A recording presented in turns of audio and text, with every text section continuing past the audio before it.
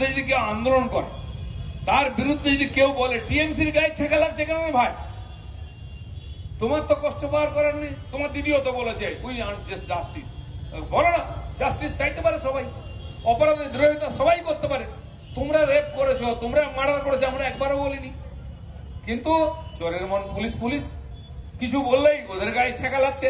ধরেই নিয়েছে চোর, গুন্ডা, বদমাস, রেপিস্ট সব টিএমসিতেই আছে, কেউ না কেউ তার মধ্যে করেছে। কেন মনের মধ্যে পাপ আছে?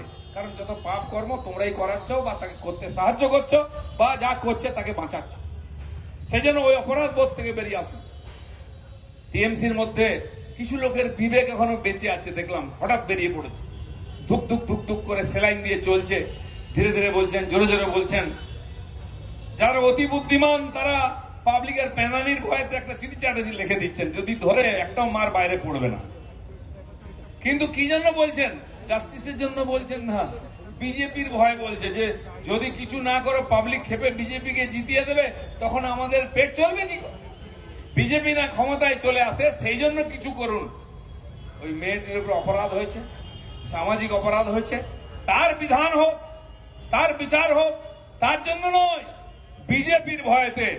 যাক, ডর আচ্ছা হয়, ভয় থাকা ভালো। কোথাও না কোথাও ভয় থাকে, এখানে তো সবাই নির্ভয়, কারো ভয় নাই। যত অপকর্ম অন্যায় করো, গায়ে কখনো আঁচ পড়বে না। দিদি আছেন তো, চিন্তার কি?